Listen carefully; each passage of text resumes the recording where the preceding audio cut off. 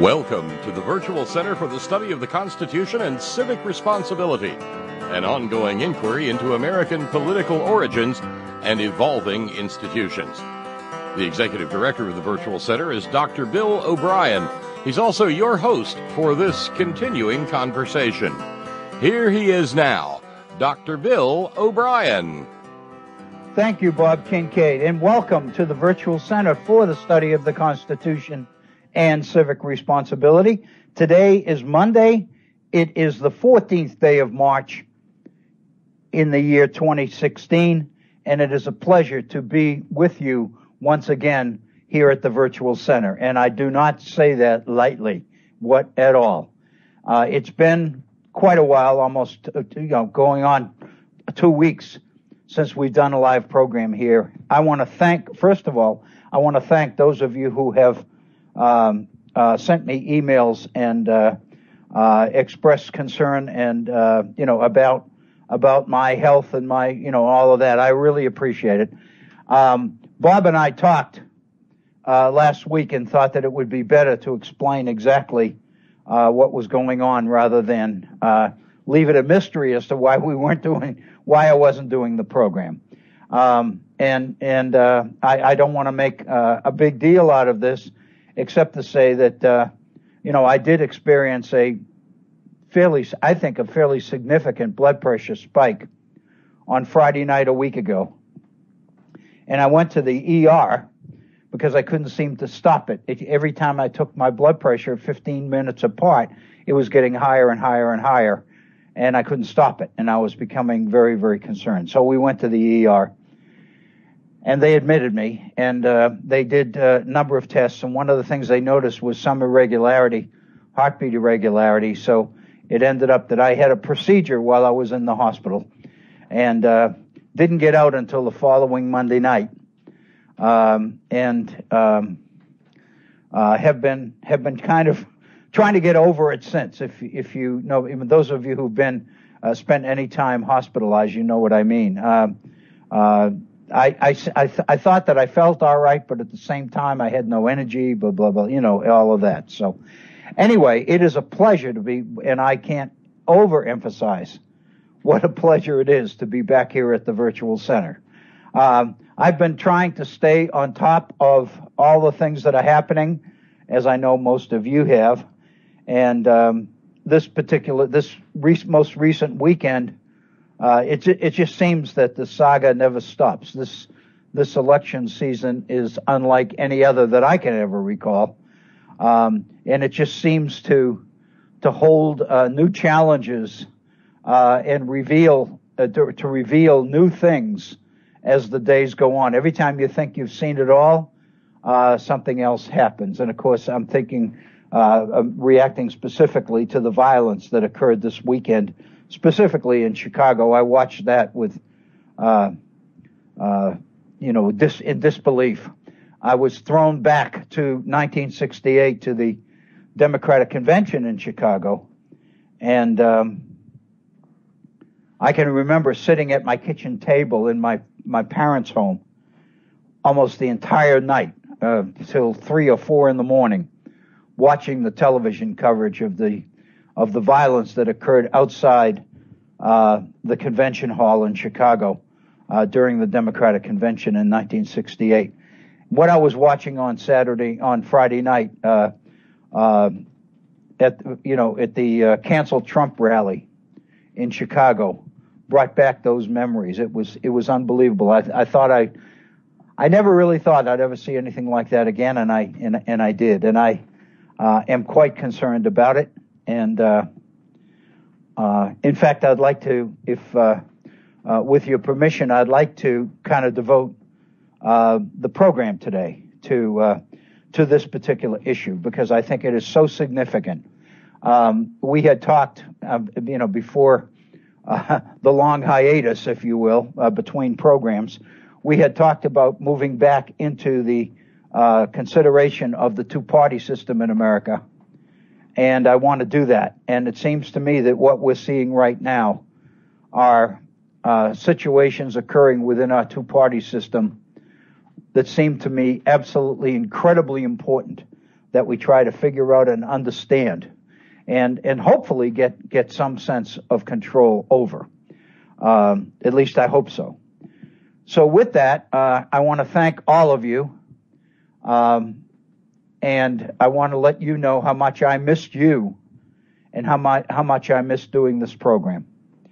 I've got to tell you that Bob Kincaid and Agnes and the folks at Head On Radio Network have been wonderful, and as has everybody else, and I just want to thank all of you for being so considerate, so kind.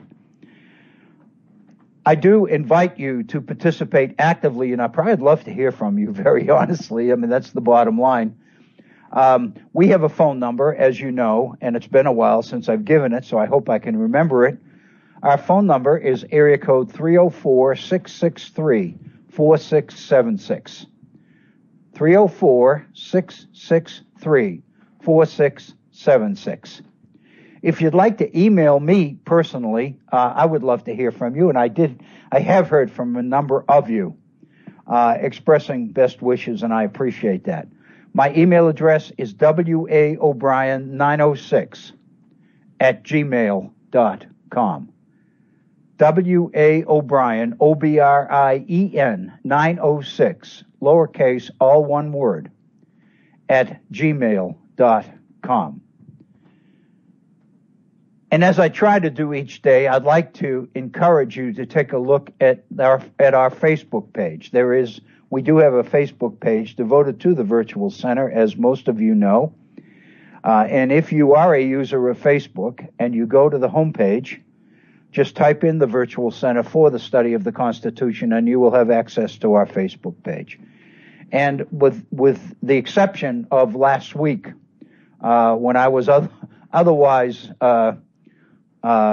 involved, I've been trying to post things rather regularly on our Facebook page. This weekend, I posted a couple of pieces.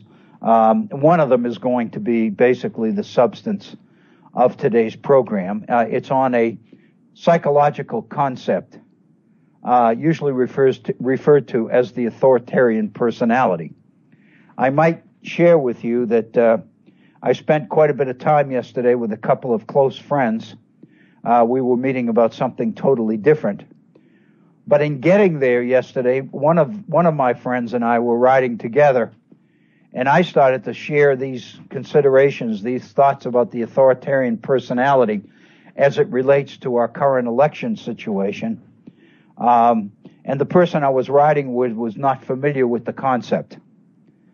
And after talking about it for the bulk of our, of the time it took to get where we were going, I kind of had a feeling that my friend was pretty intrigued by the concept.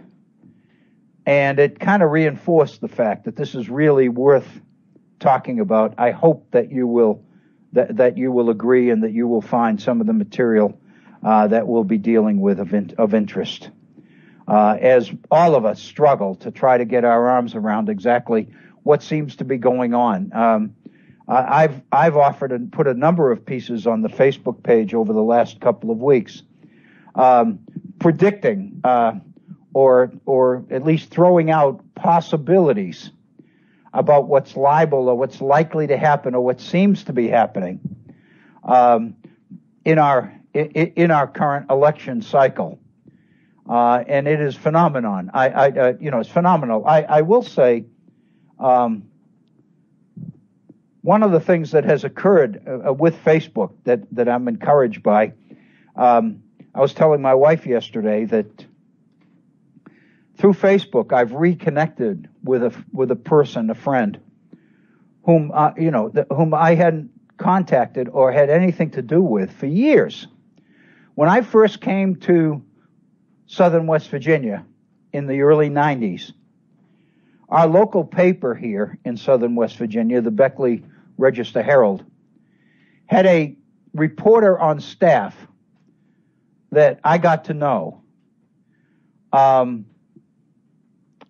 one of the brightest, most insightful, young, and at that time he was quite young, reporters that I had ever encountered. I was in the process, of course, of trying to build support and visibility for an off-campus center for Concord University here in the Beckley area. And so I was spending quite a bit of time at the newspaper during that period, in relation to my job. But I couldn't ignore or overlook the depth and the insight in pieces that this young reporter was putting in the Register Herald. It was some of the best writing that I had ever seen. And over the course of a couple of years in the 90s, Pierre and I, his name is Pierre Tristam, Tristam, we became pretty good friends. We discussed many of the pieces that he published in the local paper. And one of the things I recall is that some of the old guard here in southern West Virginia was becoming quite upset with some of the things that Pierre was suggesting and saying in his columns. And I remember that. We talked about that. We talked about whether this entire region was ready for some of the insights and some of the speculation that Pierre was building into his columns.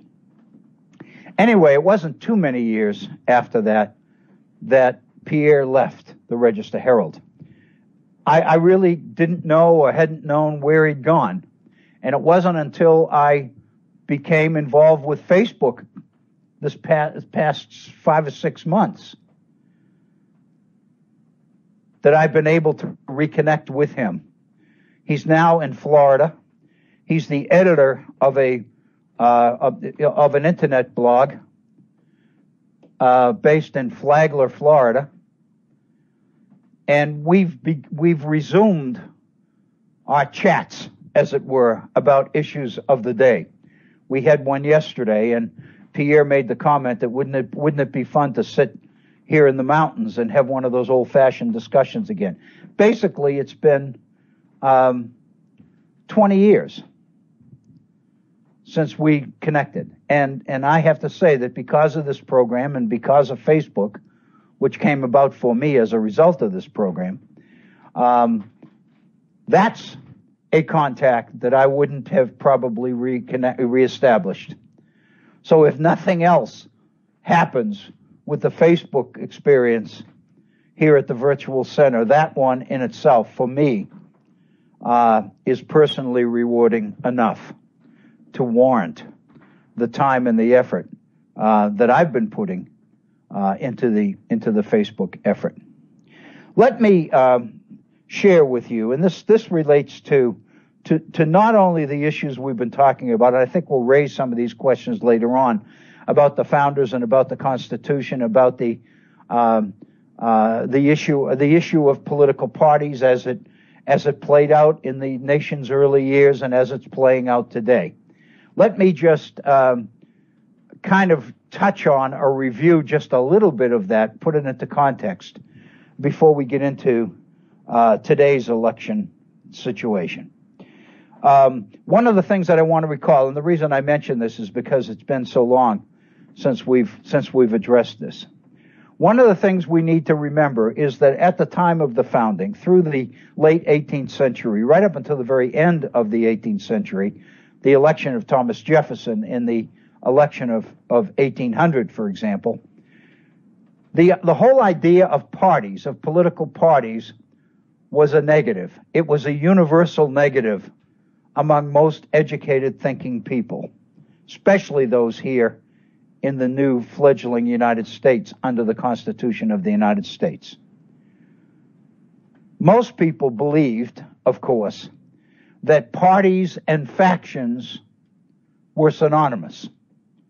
When people talked about their animosity toward party, they were really talking about the divisiveness and the threats posed by factions.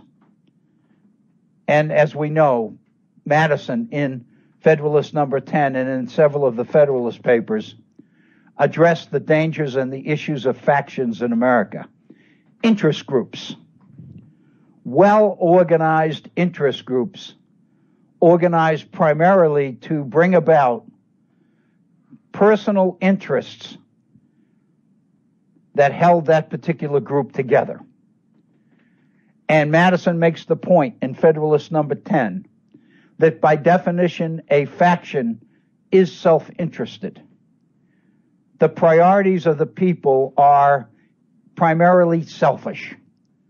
That in other words, by definition, those involved in faction have made a decision to put their own self-interest ahead of the best interest of the nation at large, ahead of what we call public interest. And the result was that most people were opposed to faction. And in coming days, we will see this. I want to look specifically at President Washington's farewell address delivered issued in 1796, and look at what Washington said in warning the nation about the dangers of parties.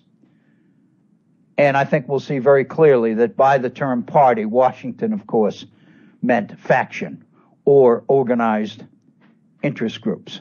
It's very important to keep that background in mind, because the fact of the matter is the nature of our two-party system as it developed through the early 19th century and into the 20th century underwent a significant change.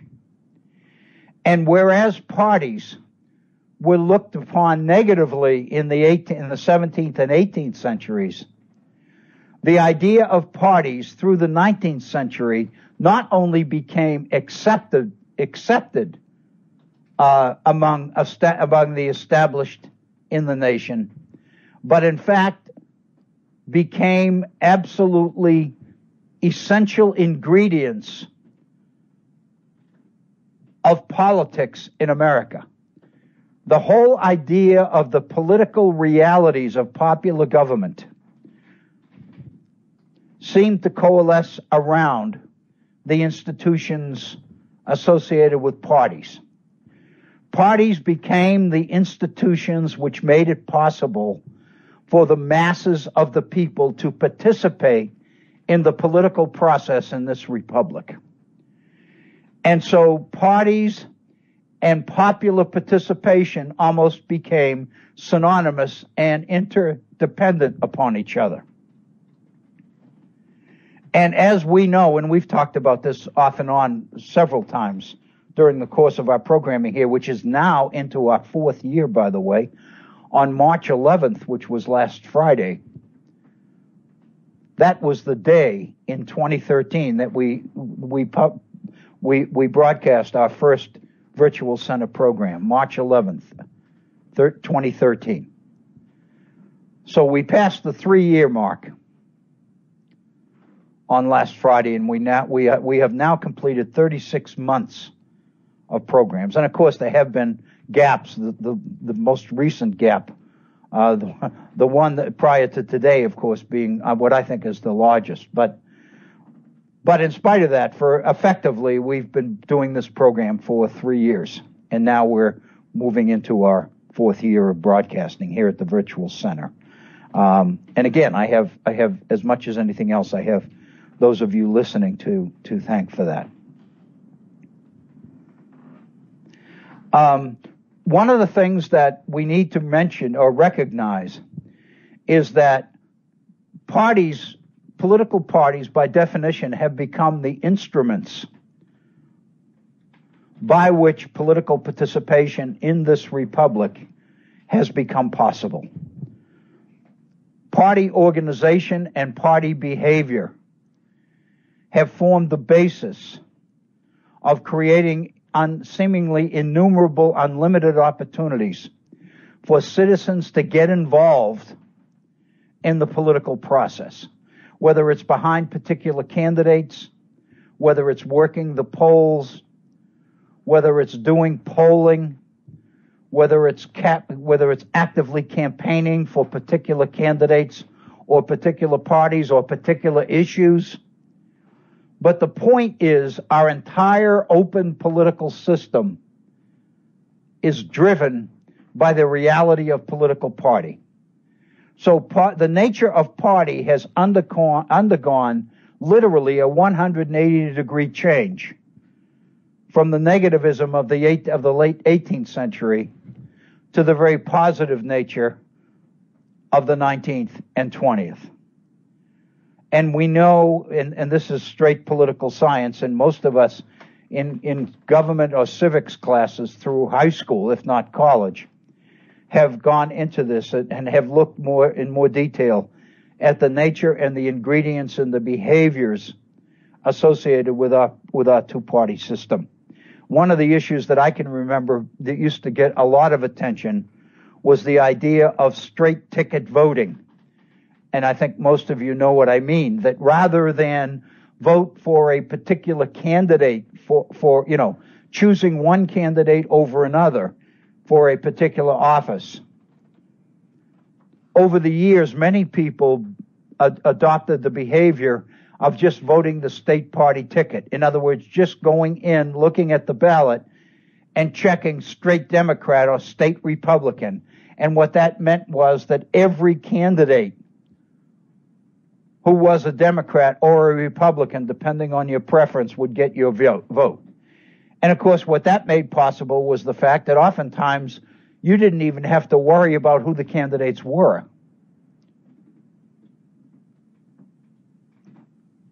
You probably didn't even know who they were if you voted the straight party ticket. And of course, that created real problems for a lot of people, because it almost seemed to condone or to support the concept of political ignorance. And many people believed philosophically that it was important for people to vote individually for each office so that they knew the candidates running and they had to make a conscious choice, office by office, position by position, for the candidate of their choice. And one of the things that I can remember about this issue of straight ticket voting that I can recall is one of the implications of this. The assumption is that if you vote a straight party ticket, then the implication that you are making, or the inference that you are drawing, is that it's the parties that make the difference, not the candidates. In other words, you are assuming that each of our political parties is what the political scientists refer to as responsible. And what that means is that each party stands for a distinct set of positions on key issues. That the party is committed to what's in its platform or in its agenda. And if you vote the straight party ticket, in theory, you're voting for that agenda. And what you're saying, in effect, is it doesn't matter who the person is, as long as that person has a D or an R after their name, depending on whether your preference is Democrat or Republican. What you are voting for is the party, because you believe that if the party wins, the agenda that you support will be enforced or implemented. In other words, you are presuming responsible party government. You are presuming that each party stands for very distinct, specific, well-defined positions on the key issues of the day. In fact, we know that is not true. And as we look at the history of American politics as it has evolved through the nation's history, we begin to recognize that oftentimes the parties tend to be rather blurred or fuzzy about their particular positions on particular issues. Many people, for example, throw up their hands and say there doesn't seem to be that much difference between them. There are, all the major parties, for example, both major parties are for peace and clean air and jobs and health care and improved education and all of these things. How do you vote on that? I mean, no candidate in his right mind would take a position against any of those things. On the other hand, the parties tend to be against the very same things. They're against pollution, they're against unemployment, they're against inflation, they're against crime, they're against abuse, they're against drugs. So in other words, many people will say our two major parties tend to be so closely together on some of the major issues that you can't really make a decision between the two parties based on their platforms or on their positions. In other words, you are recognizing that these parties are not responsible at all. And the fact is, we know why. Because by definition, in order to win a majority vote, each party has to appeal to as wide a spectrum of potential voters as possible. The more definitive and the more precise a party becomes on a particular issue, the greater the chance that it will lose all of those who don't agree with the party's position on that issue. So consequently, the parties tend to be fuzzy on the controversial stuff and definitive only on the sure things. In other words, you can be definitive on peace. You can be definitive on your opposition to war or your opposition to terrorism. You're not going to alienate any voters by being definitive on those issues. But when you get to some of the controversial stuff, like women's rights and guns and gender issues,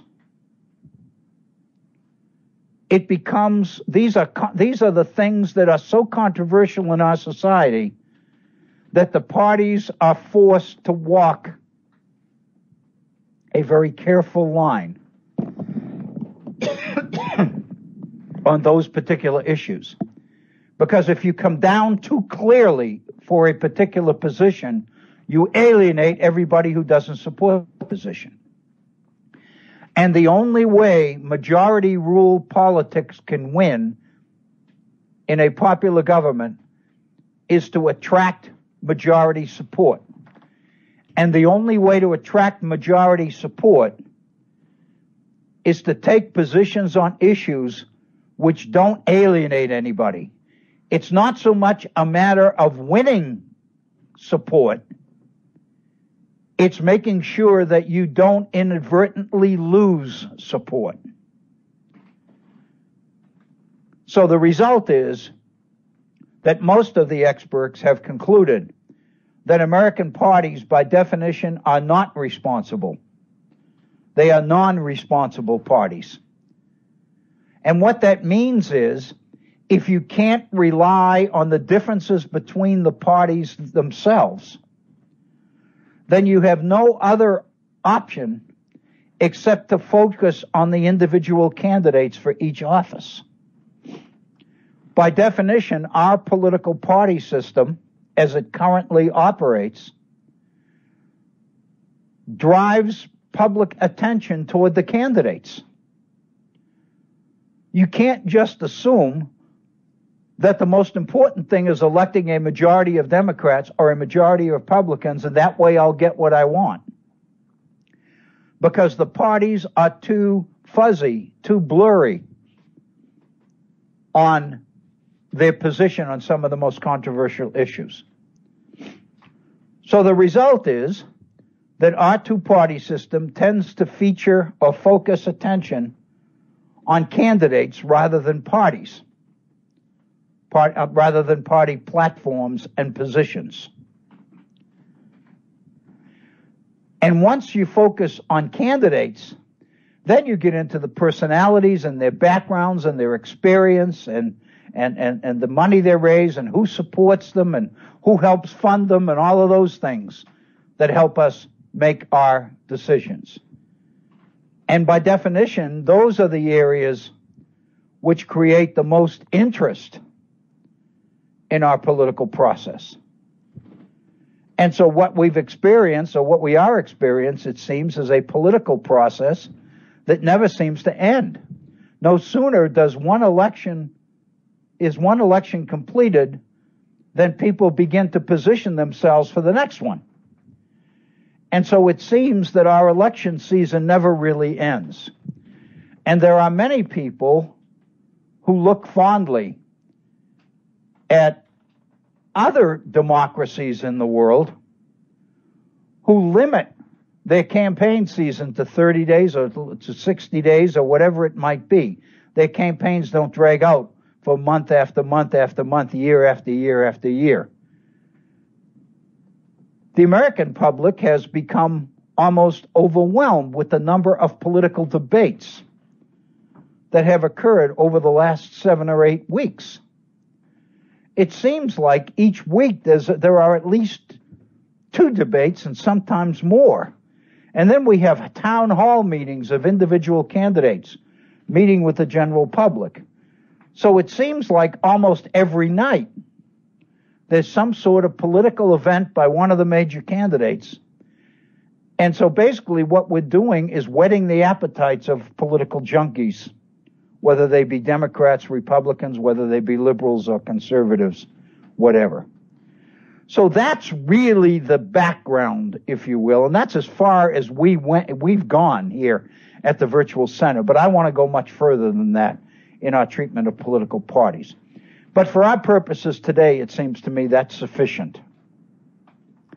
So against that background, it seems, we need to look at what's going on in our current political environment between the 2 major parties. As we know, the Republican Party began with 17 contestants for the Republican nomination.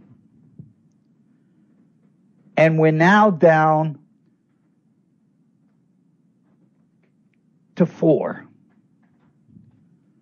I was going to say 5, but as we know, Ben Carson has finally effectively or officially withdrawn. And so now we're down to 4 candidates: Donald Trump, Ted Cruz, Mark Rubio, and John Kasich. The Democratic Party presidential campaign this year began with 3 candidates. You remember former Governor O'Malley of Maryland, but he withdrew some time ago. And for the last several weeks, we've had a 2-candidate race going on within the Democratic Party between Bernie Sanders and Hillary Clinton. And the very nature of that fact, the fact that there were 2 candidates, meant that the debates that have been held in the Democratic Party have been between the 2 major candidates within the party, and so consequently, by definition, the debates, so-called, have focused on policy and on programs. The debates have really been an educational experience for the voters, which in theory is what the whole debate system is supposed to be. As these 2 candidates have taken on positions, controversial positions, like taxes and regulation and Wall Street and international trade and monetary policy and jobs and many of the other things. However, that's not been possible within the Republican Party because there have been so many candidates. Even though we've eliminated 13 of the initial 17 candidates on the Republican ticket, the fact of the matter is there are still 4. And the result has been that Donald Trump has been able, for the most part, to continually pile up victory after victory because the opposition to him has been divided amongst more than one opponent. Even though there are only 3 opponents to Donald Trump now, the fact of the matter is they are dividing up the opposition vote. And for some time, Ted Cruz and Mark Rubio, principally, have been trying to make the case that each of them claims to be the candidate that can pull the opposition to Donald Trump together. And as many of us have seen, Ted Cruz has been arguing for the other candidates to drop out so that all the anti-Trump sentiment can coalesce behind him. And since he's running the closest to Donald Trump in terms of delegates, his position is that he's the one best able to defeat Donald Trump for the nomination. On the other hand, Mark Rubio's position has been that he's the candidate that can unite conservatives, that can unite the base of the Republican Party around a particular candidate. He's appealing to the base, to the various constituencies within the Republican Party, and promising to be the one who can link them. And then, of course, John Kasich has been running a very, very different campaign from all the others because he hasn't been focusing so much on his opponents as he's been on positions, what he would do if elected. And he has believed, and his supporters have believed, and I don't think unwisely, that at some point in time, when all of the personality-driven stuff related to the campaign was eliminated, the party base would coalesce around the John Kasich campaign. And so therefore, Kasich has consciously avoided attacking his opponents. But the fact of the matter is, as we know, it's getting very late in the game. Many of the pundits believe it's too late, that there's no way to stop Donald Trump from getting the nomination. And now, as we prepare for tomorrow's winner-take-all primaries in 5 states, the big ones being Ohio, Florida, and Illinois, along with Missouri and North Carolina. Those are the 5. It appears that the anti-Trump forces have decided that the best way to stop Trump is to deny him the requisite number of delegates to secure the nomination and thereby drive the decision into the July Republican convention in Cleveland. And so what we have is a very unique situation where Mark Rubio is encouraging Ohioans to vote for Kasich. The thinking is that if the home son, if Rubio from Florida can win Florida, and if Kasich, the Ohioan, can win Ohio, then that will deny Donald Trump access to those candidates, to those delegates, and thereby make it less likely, if not impossible, for Donald Trump to secure the necessary 1,237 delegates needed to wrap up the nomination. Most of the pundits agree that if Trump were to win Ohio and Florida tomorrow, it would be nigh impossible to keep him from getting the nomination, because he would get all the Ohio delegates and all the Florida delegates. Fact of the matter is, he is running ahead of Rubio in Florida. And in Ohio, it's been kind of close over the last week between Kasich and Donald Trump. And even the polls that show that Kasich is running ahead in Ohio, and of course, being the governor, it's understandable that he would. Fact of the matter is, Donald Trump is very close.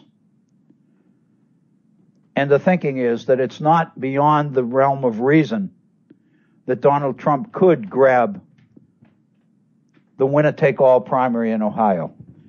And winner-take-all means just that. The winning candidate gets all the delegates. If Trump is able to secure both Ohio and Florida, those delegates, the thinking is it's going to be awfully difficult for the others. Also, the thinking is that if Kasich doesn't win Ohio and Rubio doesn't win Florida, then it's more than likely that both of them will withdraw. At which point, the Republican campaign will be down to two candidates as well, Ted Cruz and Donald Trump. I think it's important to note that in the last 15 to 20 minutes of comments that I've been making have barely mentioned the name Ted Cruz. But the fact of the matter is, Ted Cruz is awfully close to Donald Trump. And while we're talking about Rubio in Florida, Kasich in Ohio, and Trump in both, the fact of the matter is, Cruz is cruising around those states as well. And Cruz, I would guess, and I don't know this, I haven't checked, but I'm thinking that Cruz is probably leading the polls in North Carolina. If not leading, he's close to it.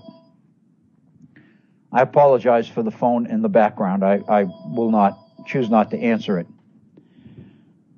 So there we have it.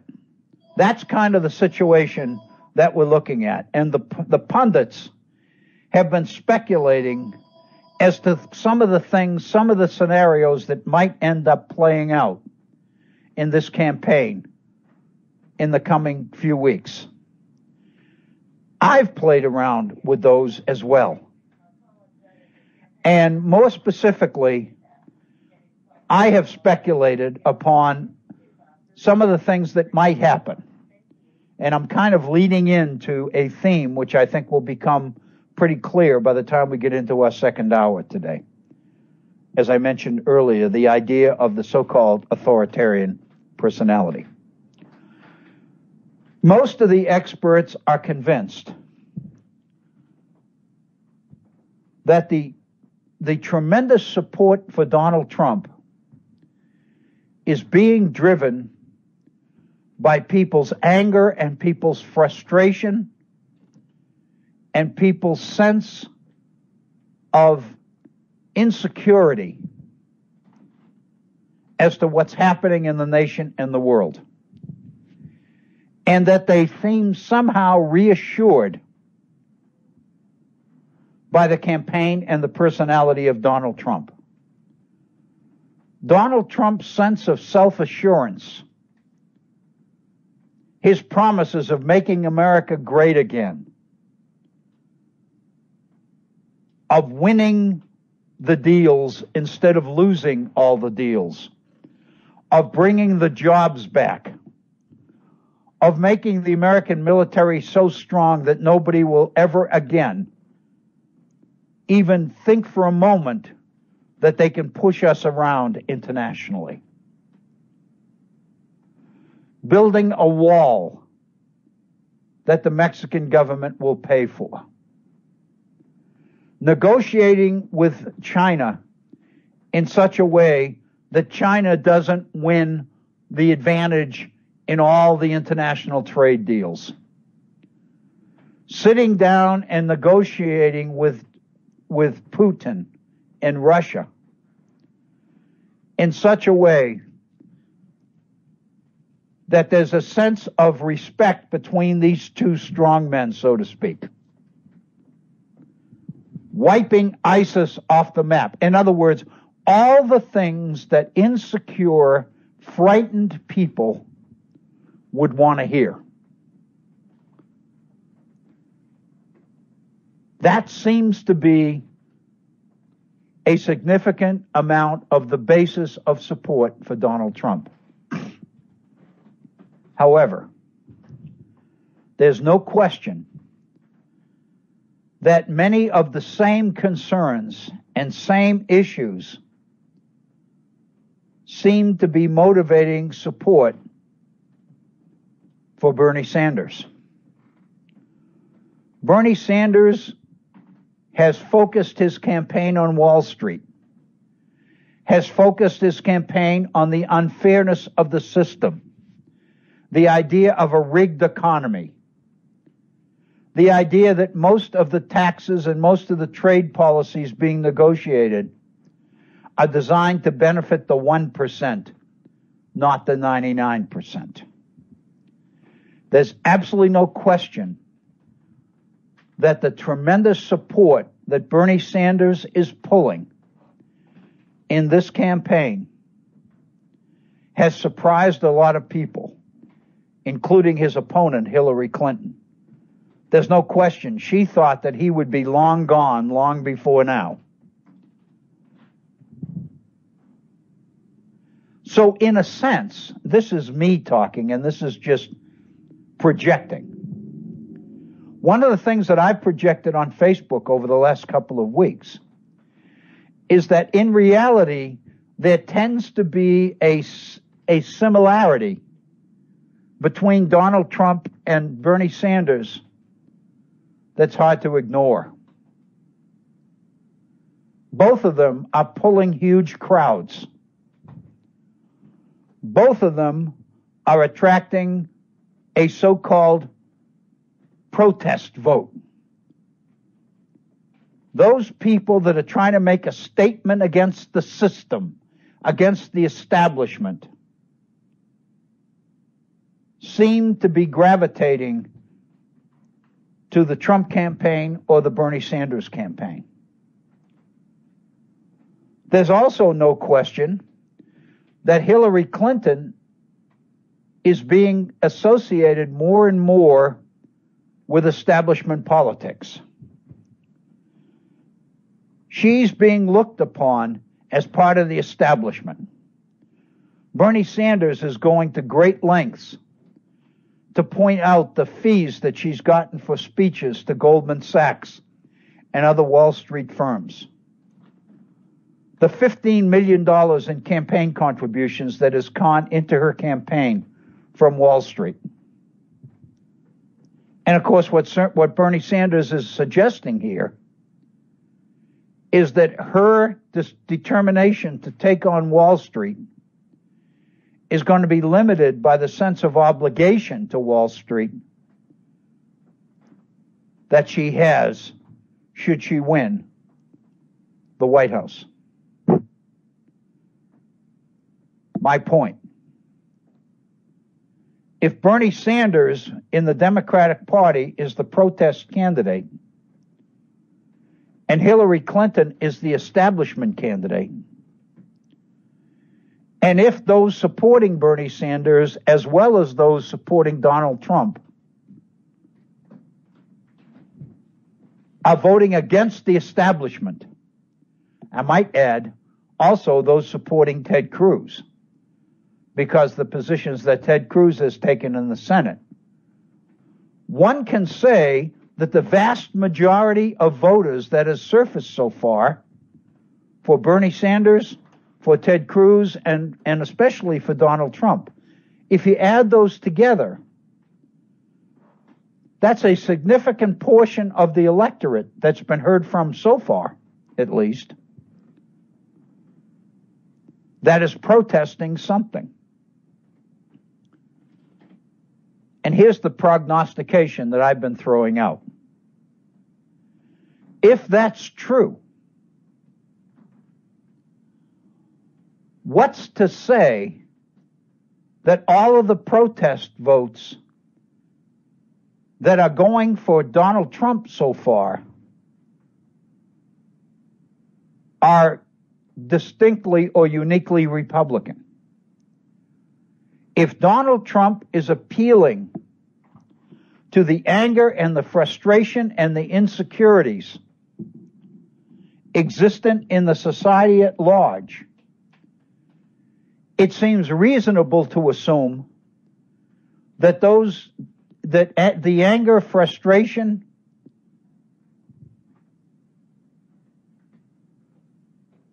and insecurity are not limited only to Republicans. The turnout that Bernie Sanders is attracting suggests that there's a degree of the same kind of protest and alienation evident within the Democratic primaries as well.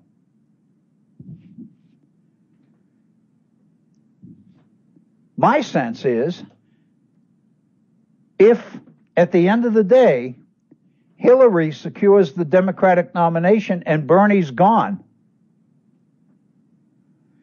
and if a lot of the Democratic support so far has been anti-establishment support, and Hillary is the Democratic candidate, what's to say that a lot of that anti-establishment sentiment will not flow over into the Republican Party if Donald Trump is the Republican nominee?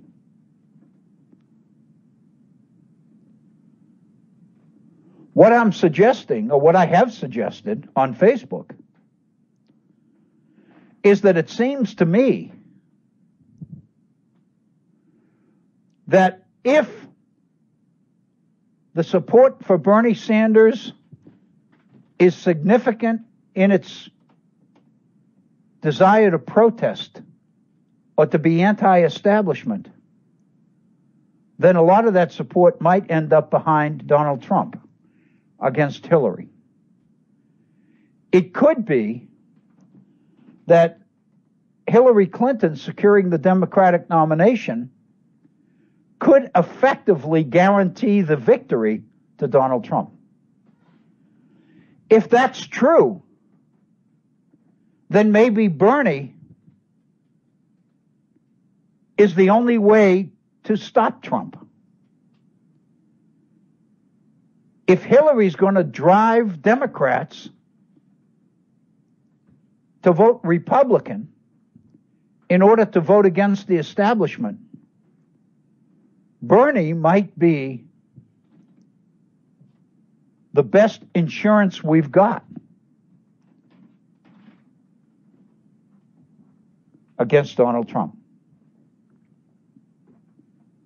Of course, the fact of the matter is, most people will say, and I'm one of them,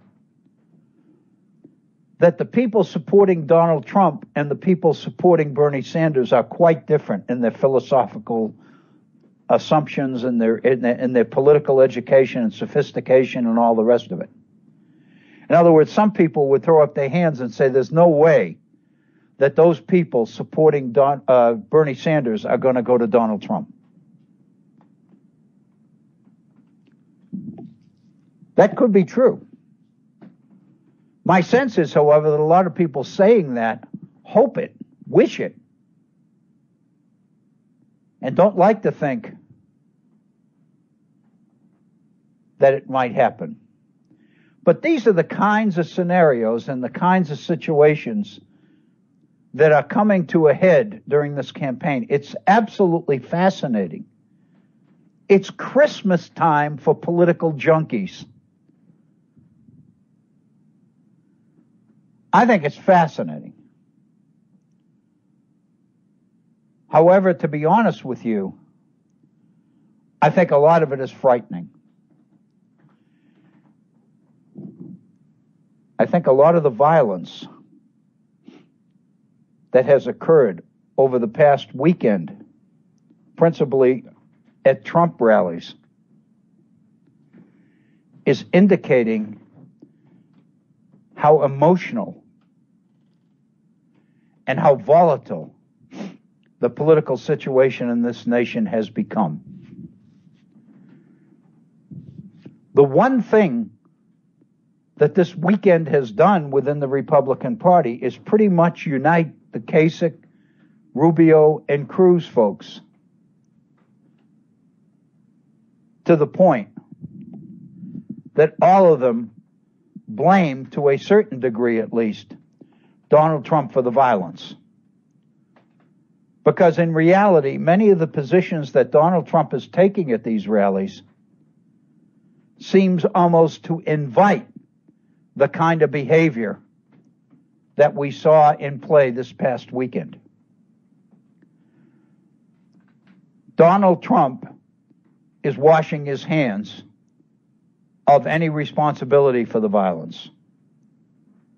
His basic position is that he denies any responsibility for this. But the fact of the matter is, what we're talking about here is the age-old question as to whether what people say and the behavior that what they say initiates are connected. It raises the question, can you say whatever you want to say, and then when the inevitable happens, wash your hands and say, I have nothing to do, I bear no responsibility for that? We've had this debate over and over again. For many, many years, I've been claiming that Rush Limbaugh and some of the more conservative talk show hosts in regular terrestrial talk radio have been in large part responsible for much of the political violence that has occurred in our society in various ways, while they deny that they bear any responsibility at all. And that gets us into communication theory and all the rest of it, and we've talked about that. What I would like to do in our second hour today is begin to look more carefully at the Donald Trump phenomenon. You'll recall that a couple of weeks ago, we devoted an entire program and half a program, an additional program, to the what I call the Trump phenomenon. I'd like to revisit that. But more important, I'd like to revisit it in the context of a psychological principle that the psychologists and political scientists both refer to as the authoritarian personality. There's been quite a bit of research.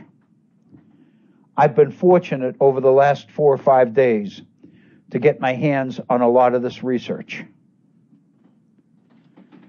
And I think it goes a long way into explaining some of the things that are happening in our political world today. We've reached the top of the hour. It's 2 p.m. in the East, and of course we're in daylight savings time now. So we've moved from Eastern Standard Time into daylight savings time. But it is 2 p.m. in the East. It is the top of the hour wherever you may be. We're going to pause for a 5-minute break. Then we're going to come back and we're going to begin looking at the idea of the so-called authoritarian personality as it relates to the phenomenon of Donald Trump. I think you're going to find this one pretty interesting. I hope so. You're listening to the Virtual Center for the Study of the Constitution and Civic Responsibility. We're going to pause for our regular 5-minute break. Then we'll be back for our second hour. Please, if you're with us, please stay with us. We'll be right back. Thank you, Bob Kincaid, and welcome back to the Virtual Center for the Study of the Constitution and Civic Responsibility on this beautiful Monday afternoon. Today is the 14th day of March in the year 2016. It is a pleasure to be with you. If you've been with us through the first hour and have chosen to stay with us for our second hour, then I want to thank you for that. I want to thank you for the faith and degree of support implied in that decision. If you are just joining us for this, our second hour, I want to welcome you to the Virtual Center. And I want to alert you to the fact that I think you're going to be surprised at some of the conclusions and some of the research that's being done as it relates to our current political campaign here in America in this election year of 2016. I do invite you to participate actively in our program by taking advantage of our phone number, giving us a call, and getting your thoughts and your ideas on the air. Our phone number is area code 304-663-4676. 304-663-4676. If you'd like to communicate directly with me one-on-one and not go on the air at all, I can understand that. My email address is waobrien906@gmail.com. waobrien, O-B-R-I-E-N, 906@gmail.com. And again, I encourage you to check out our Facebook page. Just go to Facebook, to the homepage, and type in the Virtual Center for the Study of the Constitution, and you will have access to a number of the opinion pieces on that page. We look forward to your reaction to them. That's the whole reason they're there. In no circumstance is anything there based on the assumption that this is the final bit of the story and that there's nothing more to say. Most of these things, by definition, are opinion pieces. They are there in order to generate some reflection and thought and hopefully some reaction. So I do personally invite you to react to what's there. In our first hour, we went through much of the background associated with the nature of our two-party politics in America, because I think that what we're going to see is that many of the things that are happening in our campaign are unique and don't seem to fit so well into the framework that we designed or developed in our first hour. Some time ago, on the 10th of March, which was about a week ago, actually 4 or 5 days ago, the New York Times ran a front page story on the particular on the contemporary, on today's political campaigns, both Republican and Democrat. And what they did, which I thought was astounding, was they went back over all of the debates that have been held so far in both parties. And they looked at the very specific issues that the candidates are talking about. Most important, they divided the issues into 3 different categories or columns. Issues that Republicans are talking about during the Republican debates. Issues that Democrats are talking about in the Democratic debates. And then issues that come up in both Democratic and Republican debates. What you find is that the crossover issues are somewhat limited. The issues that both Democrats and Republicans are talking about, at least from the positions taken during the debates held so far, are rather limited. Most specifically, the issues highlighted, which have attracted attention of both Democrats and Republicans, are taxes, trade, Russia, the September 11th attacks, the Clinton emails, the issue of religion and prayer, Veterans Affairs, Libya, abortion. Those issues, there are about 10, have come up on both sides in both Republican and Democratic debates. But the fact is, there are many more issues that come up in one or the other, but not both. Let me quickly run down what some of those issues are. And I think we could probably, quibble about and make a case against or for others, or suggesting that the ones associated as just Republicans were talked about by Hillary and Bernie as well. But I think in general, I thought this particular effort was pretty helpful. Here are the issues that are featured in the Republican debates so far. The Islamic State, immigration, military power, Iran, anti-Washington, the budget and debt, ground troops, Ronald Reagan, the Constitution,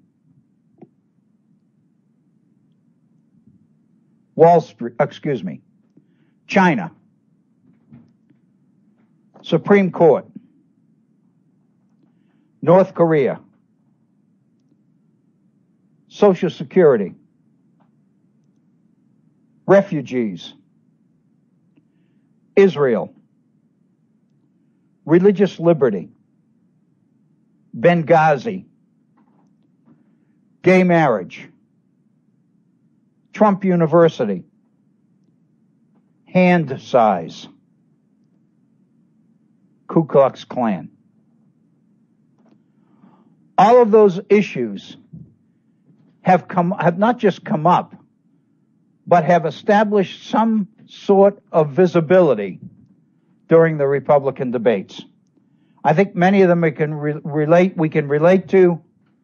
Others of them I've kind of myself questioned whether they come up in the Democratic debates as well. But for the most part, these are the basic major issues that Republican candidates have emphasized during the debates.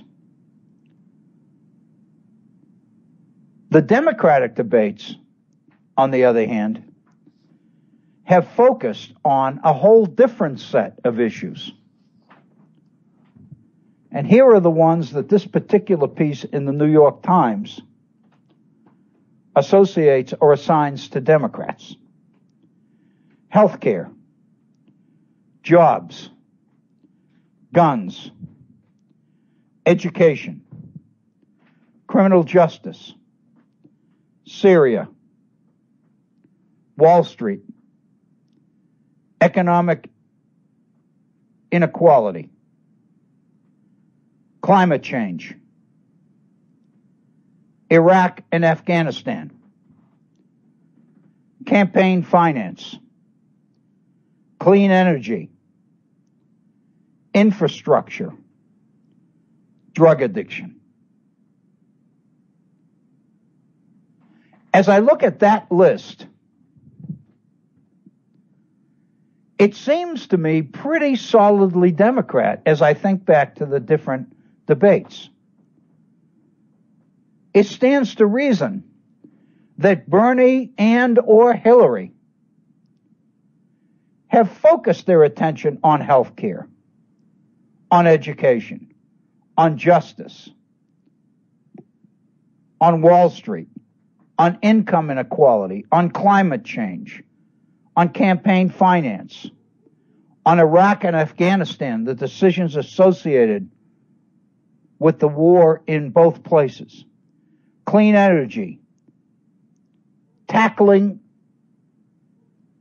the threat to our infrastructure, drug addiction. These are the basis on which Hillary and Bernie have been fighting for the nomination within the Democratic Party.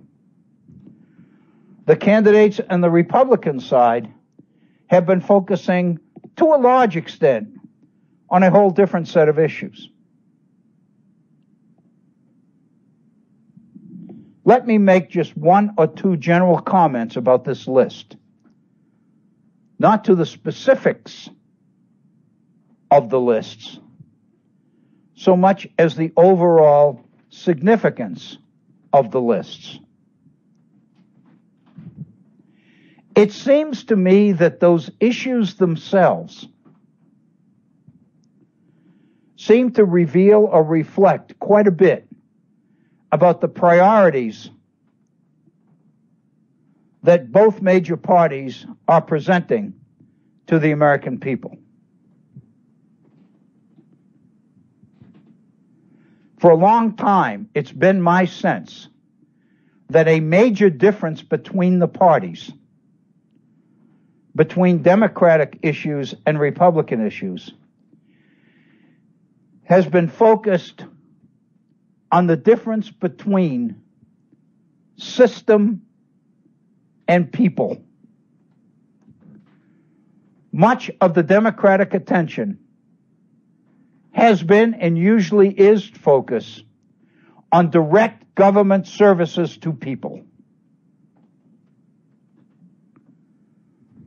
Whereas, for the most part, Republican attention has been focused on policies and programs that address the system within which people live and function.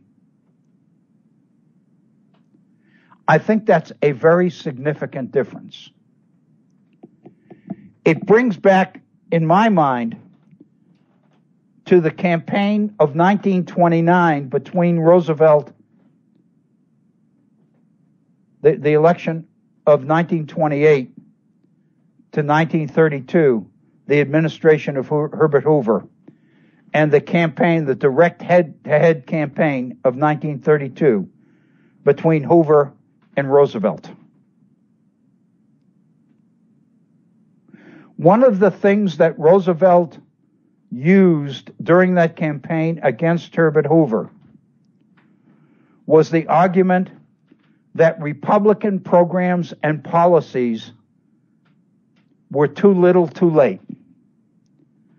That the Depression, so-called, was so deep and so widespread, and that the damage of people was so serious that the Republicans were incapable of addressing the national needs at the time, because Republican ideology would not allow government to go where the need was. That, in a sense, the need was demanding attention and demanding programs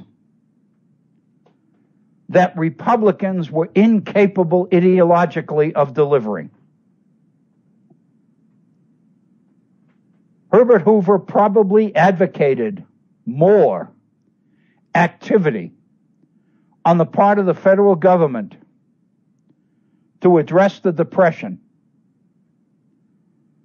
than any Republican president before him. But there was only so far he could go and no further. And Roosevelt's position was that the situation the nation is in now requires that effective policies must go further and must go deeper than Republicans were capable of delivering. The best example of that occurred in 1929. Congress passed legislation to assist farmers who were experiencing tremendous heartbreak and sorrow in farm prices. Prices for their goods were so low that many farmers found that it really wasn't worth sending their crops to market.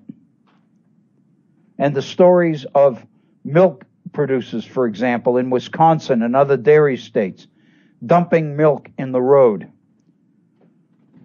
because it costs too much to market it given the price that their milk was going to bring on the market. People didn't have the revenue, didn't have the money. There was no consumer market. People didn't have the money to buy these products. So therefore, those who produced them, the farmers, couldn't afford to sell them. Congress responded to the plight of the nation's farmers by passing legislation in 1929, a variety of different pieces of legislation, but one in particular that Roosevelt focused on was a particular piece of legislation that would direct federal aid directly to stricken farmers. It passed Congress, and Hoover vetoed it. Because Hoover believed that if the federal government began to directly take care of farmers, if the federal government undertook direct aid to farmers, then the incentive of farmers to work and produce for themselves would be diminished.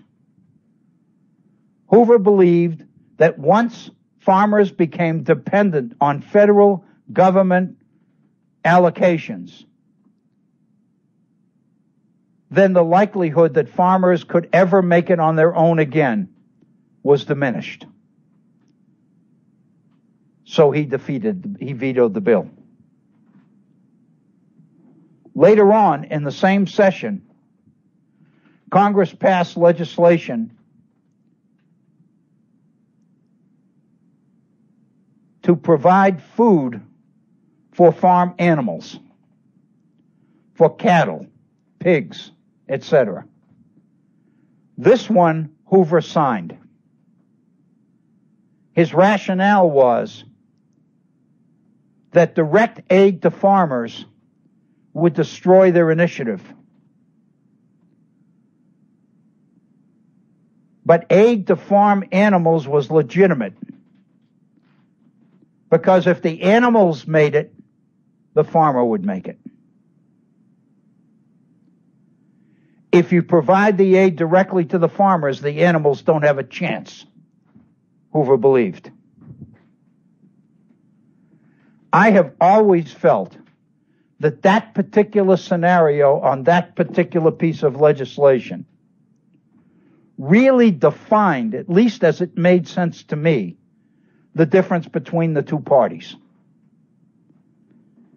And what I've seen ever since then is that framework seems to distinguish better than any other I've found the differences between the two parties in terms of how they approach the economy. Democrats are much more comfortable with direct aid to struggling groups of people.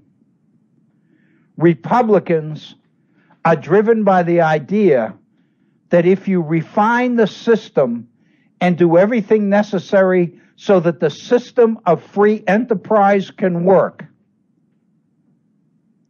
people will be forced to take care of themselves. But that if you ever allow direct aid to go to people from government, then people will become so dependent on government aid that they will stop doing for themselves. And many people, even right up to today, believe that that's one of the major problems in our society. The fact that too many people believe that government has a responsibility to take care of them directly, to provide them this, to provide them that, etc. This is one of the major Republican arguments against the Democratic agenda. And I think the issues in those two lists seem to reflect, at least in my mind, that particular difference. But I would suggest to you that in this particular election, that difference between Republicans and Democrats is not really as significant. Because the reality is that Donald Trump has seemingly unleashed a movement within the Republican Party that is so significant that it literally threatens the extinction of the Republican Party itself. Donald Trump reflects or represents points of view, ideological positions within the Republican Party, which are so alien and so different from the mainstream leadership of the Republican Party that it stands to reason in the minds of many people that the Republican Party, as we've known it, will not be able to reunite. That the Trump movement has effectively divided the Republican Party beyond repair. Some people believe that that almost guarantees a Democratic victory in the fall.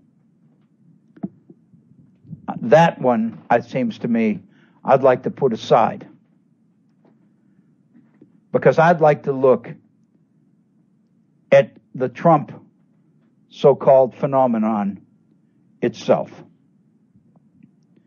Let me begin by giving you, providing what I think has always been for me a meaningful explanation and understanding of the authoritarian personality. Most people believe when they see the word authoritarian, most people focus on the candidate, on the leader. And the assumption then is, once you do that the authoritarian personality refers to the desire of particular leaders for power. The authoritarian personality in the mind of many people suggests that this particular person or this particular candidate has an innate need for power and glory and leadership and all the rest of it. And they look back through history, they look at Hitler and they look at Mussolini and they look at Joseph Stalin and they look at some of the military leaders of Japan prior to World War II. And they begin to see that authoritarianism was very prominent in the 1930s between the two world wars, World War I and World War II. And that authoritarianism and dictatorship seems to have defined the decade of the 1930s. Let me suggest, however, that the authoritarian personality actually goes well beyond that definition. Because the authoritarian personality is most often associated not with the leader, but with the followers of that leader.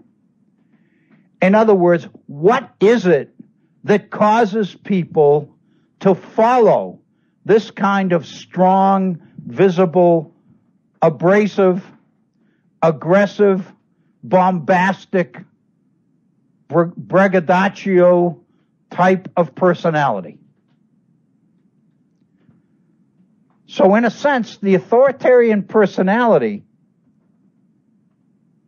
it seems to me, focuses more on the followers of strong leaders than it does on the personality of the leaders themselves. And so the issue is, what kind of phenomenon in society causes people to gravitate and line up behind strong, physical, aggressive, militaristic, bombastic, outspoken, egotistical leaders.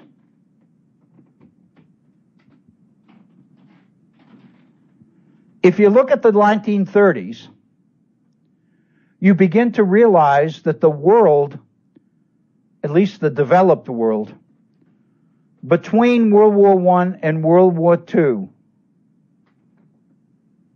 was a very insecure world. Most people believe that the treatment of Germany in the Treaty of Versailles, which ended World War I,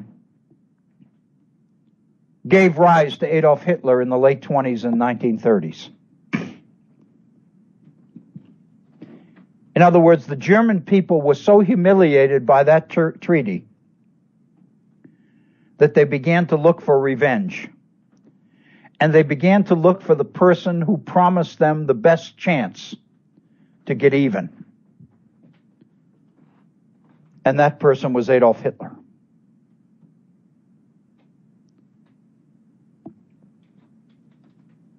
The same kind of circumstances prevailed in post-war Italy. And in the 1920s, the Italian people rallied around the personality of Benito Mussolini.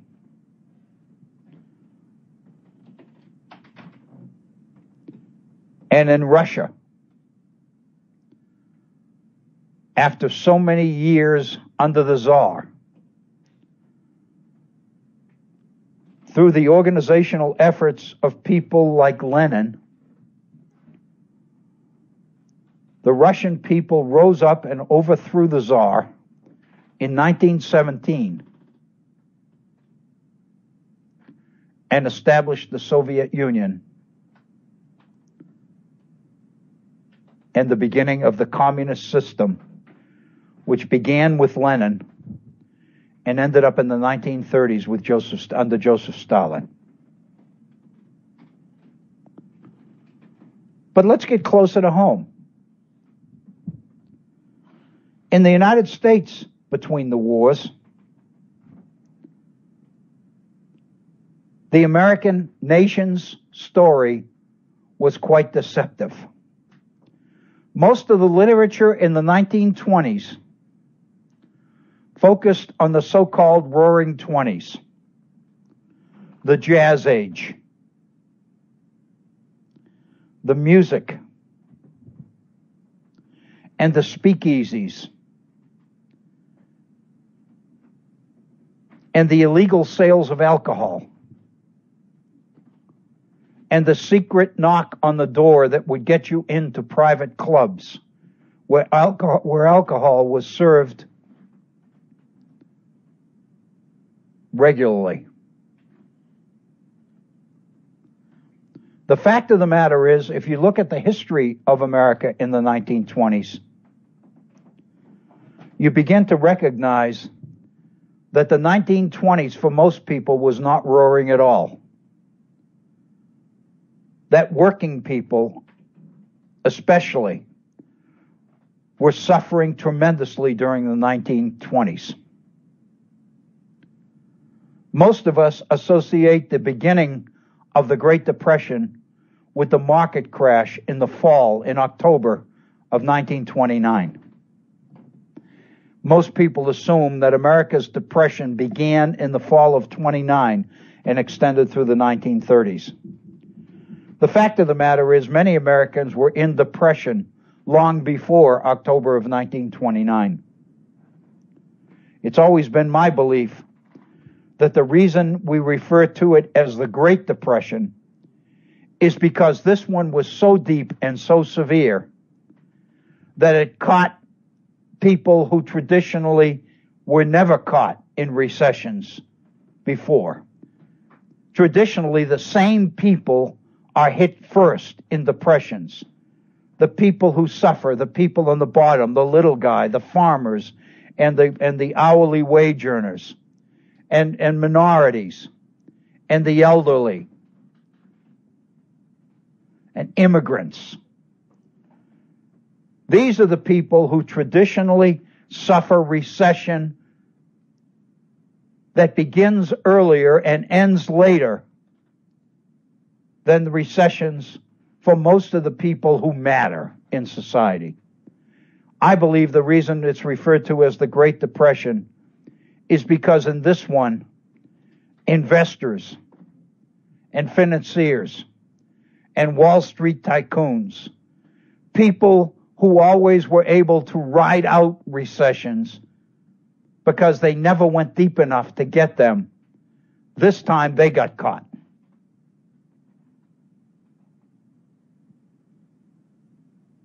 But the fact of the matter is they did.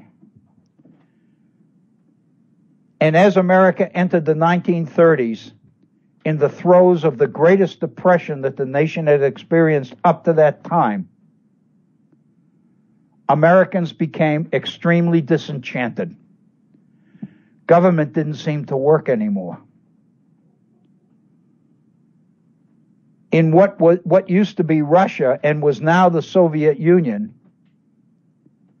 capitalism as an economic theory was being denounced, and communism was being promoted as the economic system of the future, an economic system which promised equality for everybody, fairness to everybody.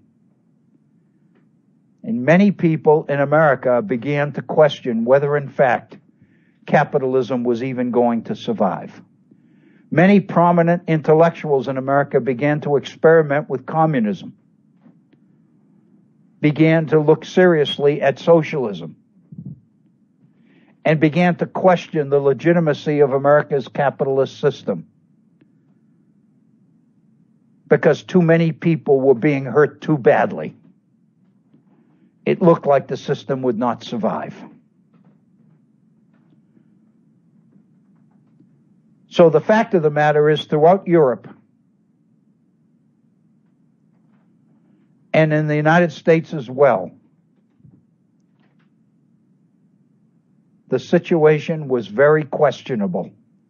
The future was very iffy. People were uncertain. Many of the things that they always believed in, that they were raised to believe, were proving to be untrue and unworkable. People began to question the givens, whether in fact popular government could make it, whether in fact democracy was even feasible, whether in fact capitalism could survive. And people began to look to people for answers. People began to look at the strong and the outspoken. The radio personality, for example, of the 1920s preacher on radio, Huey Long in Louisiana, and his Share the Wealth program. And the idea that you take from the people who have and you distribute it among the people that don't have. To many people, that made perfect sense. And Huey Long was a god, a hero. Out in California, you had Francis Townsend, a physician, retired physician, who believed that there were enough elderly and retired people in this country to literally pull the nation out of the Depression. All you had to do was put money in people's pockets, and when they began to spend it, the recession, the Depression would be over, jobs would be created, and the nation would rebound. So Francis Townsend began to argue that every American ought to be guaranteed a minimum income. The government ought to send them a check. And as people began to spend that check, the economy would recover.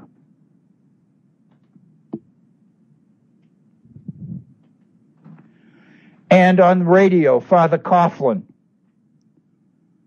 was taking strong positions against Roosevelt, against the government, against the New Deal, arguing that that the New Deal was primarily a program to bail out the corporations. He pointed out that it was no accident that the very first piece of legislation that the Roosevelt administration passed once they took office in early 1933, during the so-called 100 days, was a bill to bail out the banks by declaring a bank holiday. If you are already picking up on the fact that so much of this sounds similar to Bernie Sanders, I think you are beginning to get the point. Roosevelt, in the eyes of many people, was looked upon as a dictator. Roosevelt ran government. The old idea of separation of powers broke down. It wasn't working.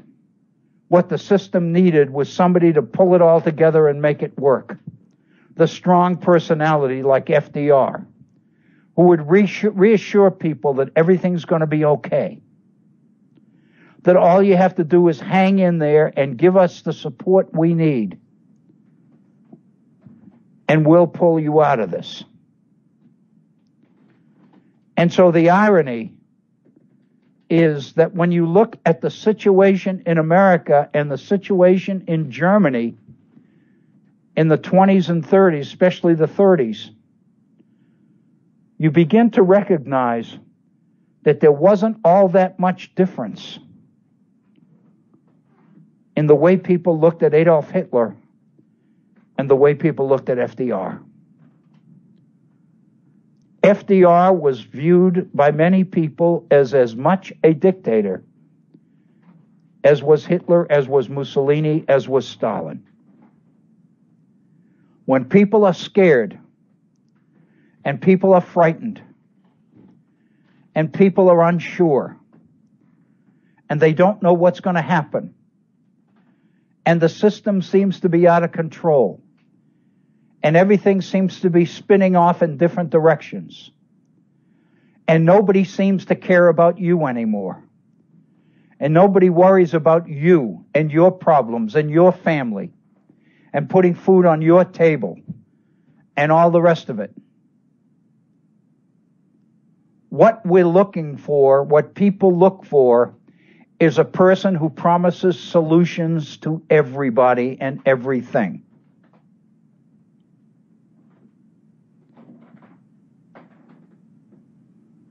It is, and I used to use this in my history classes all the time, and this got students' attention.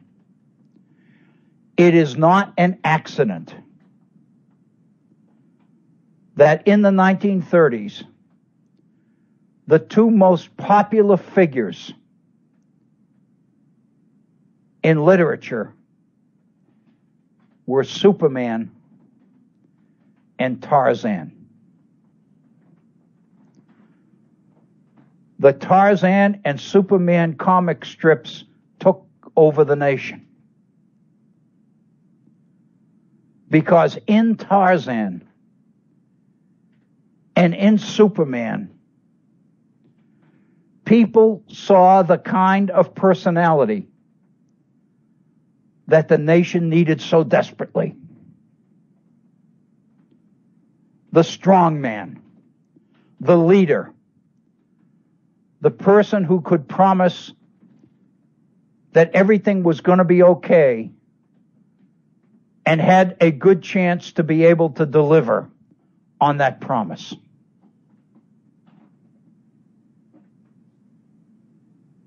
I can remember in history classes year after year that when you started to talk about Tarzan and Superman, every student, even the ones who claimed that history didn't mean anything to them, that it was always about somebody or people or things that they didn't know about and didn't care about, when you put Superman and Tarzan on the table, everybody could understand. And then when you ask people to reflect on what it is about Superman and what it is about Tarzan that gives people a warm and fuzzy feeling, a cozy feeling, makes them feel good, what is it? What you begin to do is recognize the extent to which what people are looking for is driven by the particular circumstances of the time. The more frightened they are, the more insecure they are, the more confused they are, the more likely they are to turn to a strong man, to look to the strong leader, to bring the solutions that government doesn't seem to be able to deliver anymore. The structure of American government that supposedly was going to work for everybody wasn't working for anybody, many people believed. What was needed was the person at the head to pull it all together and make it work. The hell with the checks and balances system. The hell with separation of powers and the ability of the court to check Congress and Congress to check the court and the president to veto laws and all of this other stuff. The hell with all of that. The fact of the matter is we need somebody there who can sign stuff and make things happen. And what did Roosevelt do? He used technology. He went on the radio and he spoke to the American people who were gathered around their radios. And he spoke to them as a father. He oozed confidence. He promised solutions. He urged support. He encouraged people to hang in there. He encouraged people to take care of each other. He urged people to trust government and to trust him. And while he spoke these reassuring words to the American people, Adolf Hitler in Germany was speaking to huge crowds.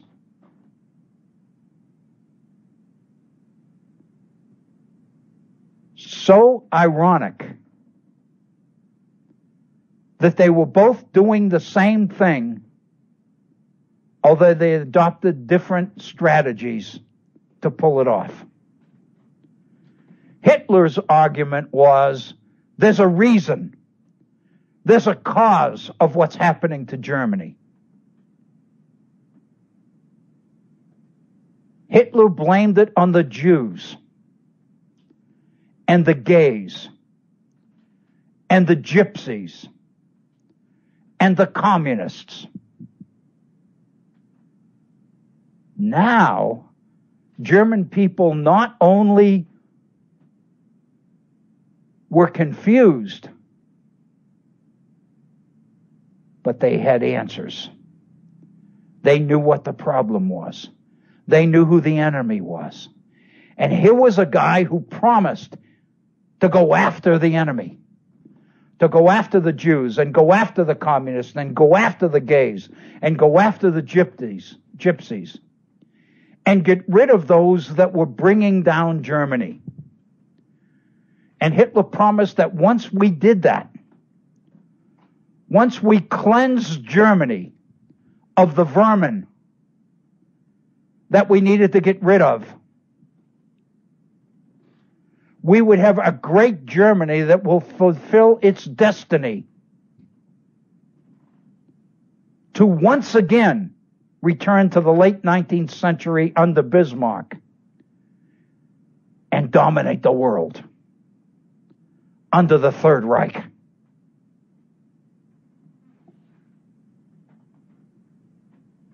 And the German people supported Hitler. So what if Hitler was playing fast and dirty with tradition, if rights, human rights, were being sacrificed in the process. Business, and this is the point, business lined up behind Hitler 100% because Hitler was promising that business would become profitable again with the aid of the state. This is fascism. It's capitalism with a twist, namely the strong government leadership that's opening up the opportunities for the private sector. Look at Roosevelt's New Deal. Look at the legislation. Look at what Roosevelt tried to do for business in his first 100 days. But the fact of the matter is it didn't work. By the time Roosevelt was up for re-election in 1936, the Depression seemed to be as bad as it ever was. And it's during that period, prior to the election of 1936, when Roosevelt began to recognize that his re-election was in jeopardy, that he shifted gears. And instead of relying on business and relying on the public sector to create jobs and to help the American people and the American economy recover, Roosevelt concluded that business had betrayed him, that business had stabbed him in the back.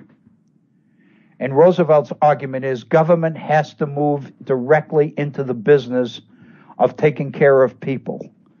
Hoover's idea that the system will take care of people, all you had to do was make sure the system was working, Roosevelt concluded by 1935 was too little, too late, and it wasn't going to work. And Roosevelt began to champion what we know as the New Deal.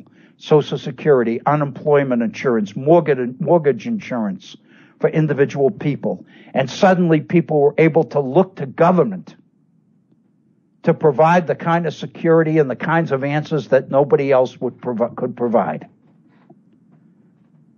And what you begin to recognize is that the differences and the similarities between fascism in Europe and the New Deal in America weren't nearly as great as many people wanted to believe they really were. But what seemed to drive it all was people's inclination to look to the strong leader to solve their problems. And if you look at what's happening today, we see that Donald Trump is providing that very same solution. Like Hitler, Donald Trump is not only addressing problems, he's promising to solve them. He's promising to fix them. He's promising to make America great again. He's promising that we will begin to win the deal rather than constantly lose the deal. He reassures people by pointing out that their plight is the result of stupid people making stupid deals. And his history, his story, is the story of a leader who knows how to make good deals. And he's got the bank account to prove it.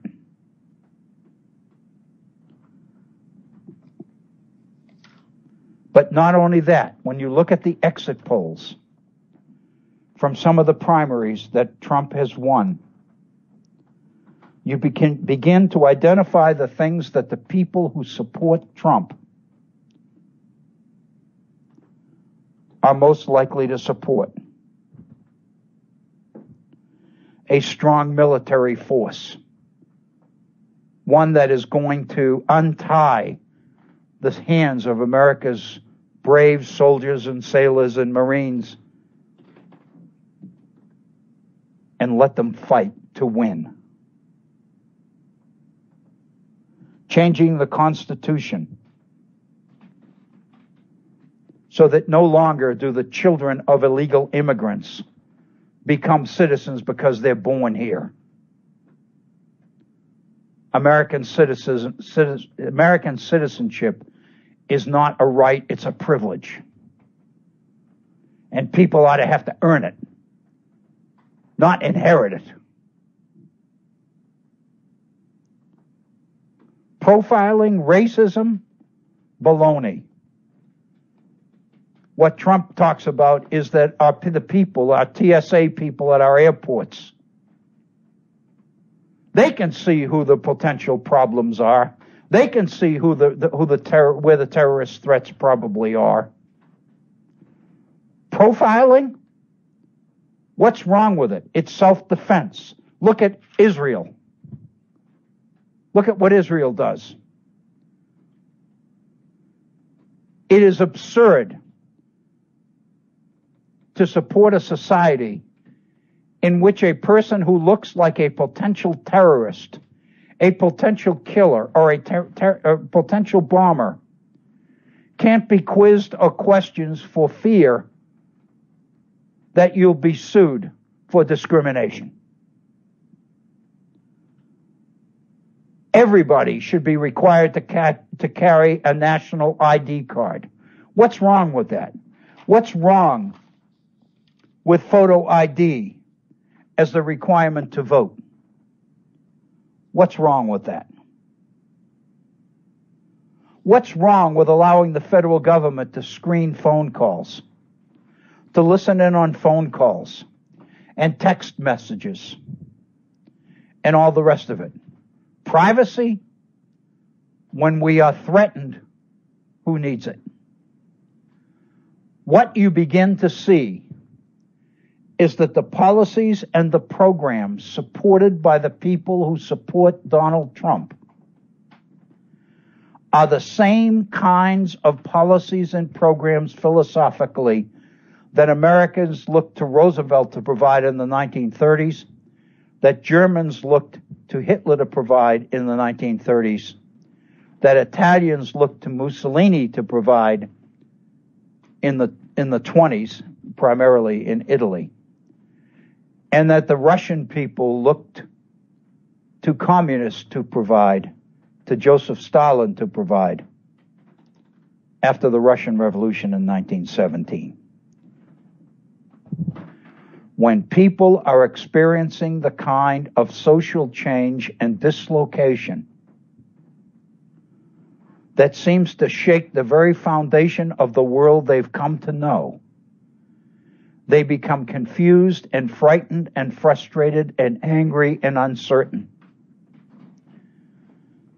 And when they do that, they look to the personality who can promise solution. That, I would suggest to you, is the authoritarian personality. And that is the theme for tomorrow's program here at the Virtual Center. Thank you so much for tuning in today. Please be safe, and we'll look forward to being back together again tomorrow. Remember, our program tomorrow will begin 1/2 hour later, 1:30 in the East. Be safe, be kind to each other, and thank you.